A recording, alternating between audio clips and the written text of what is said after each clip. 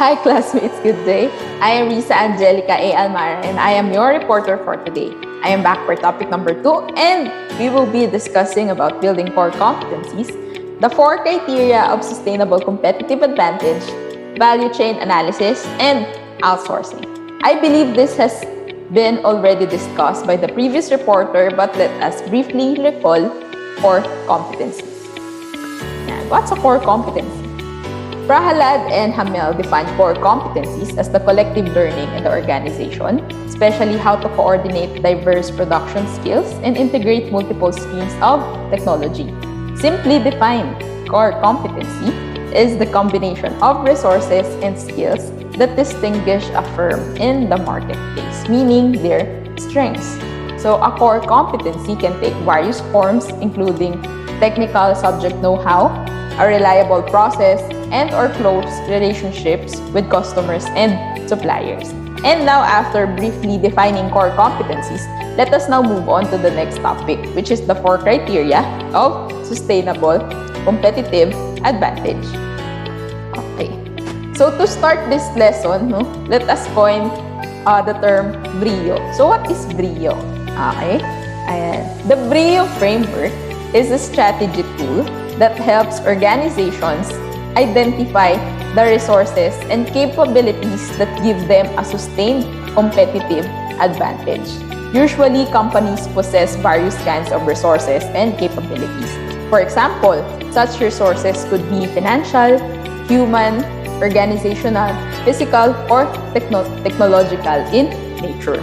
Okay. For companies to transform resources to sustainable competitive advantage, resources must have the 4 attributes. Again, we coined with the acronym BRIO, which means value, rarity, imitability, and or organization. Okay, now let us briefly discuss these 4.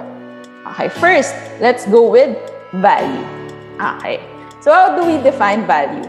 First and foremost, the resources must be valuable. Resources should help enable strategies, exploit opportunities, or mitigate threats. And while we say that resources must be valuable, secondly, resources must be rare. Okay. If only a few companies can acquire some resources, then those resources are considered rare. If a company has access to a large amount of valuable and rare resources, it is likely to have at least a temporary competitive advantage. So why temporary? Let us now go to the next attribute, which is imitability. It should not be easy for the competitors to imitate. So valuable and rare resources help companies to engage in strategies that other firms cannot pursue. However, there is no guarantee for long-term competitive advantage. Such resources may give a company a first-mover advantage, but competitors will probably try to imitate these resources.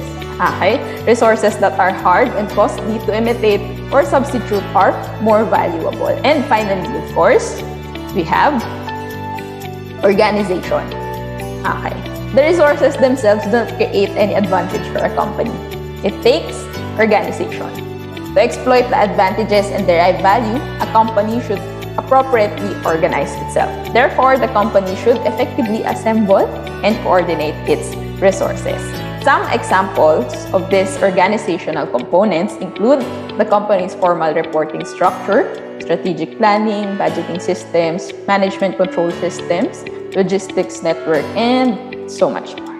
Without proper organization, the company cannot appropriately acquire, use, and monitor its resources. This applies even to companies with valuable, rare, and imperfectly imitable resources.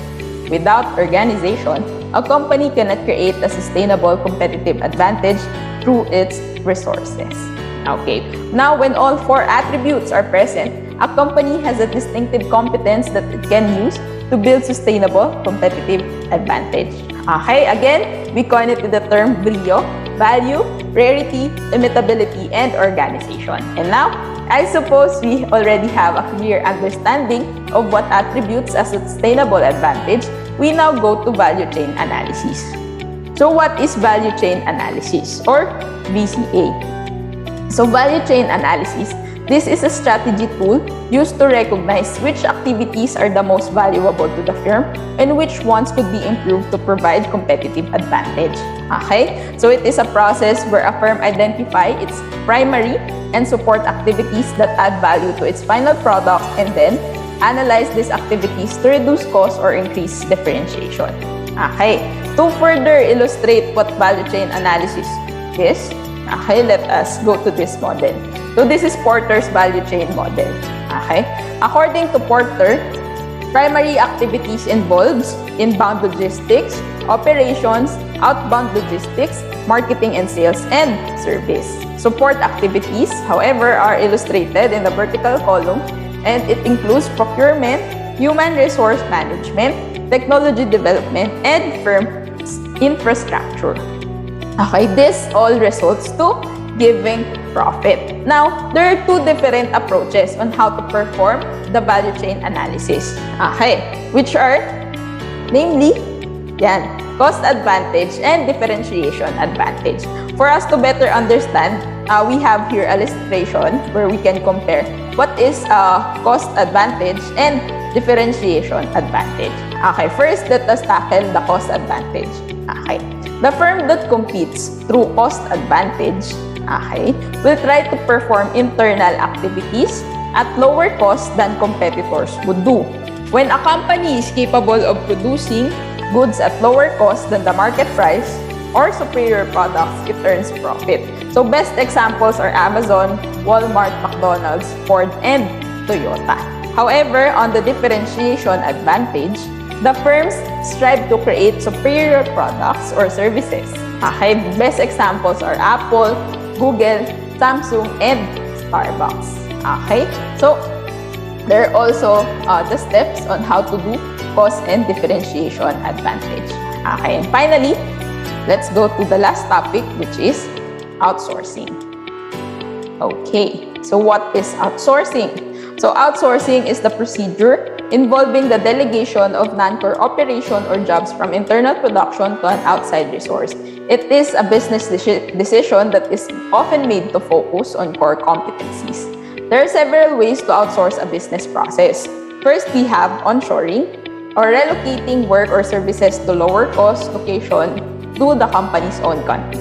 Next, we have offshoring, relocating works or services to third-party providers overseas, and nearshoring, relocating works or services to nearby cities, often bordering regions and countries.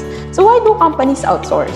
Okay, so companies usually outsource as a way to lower cost, improve efficiencies, and gain speed.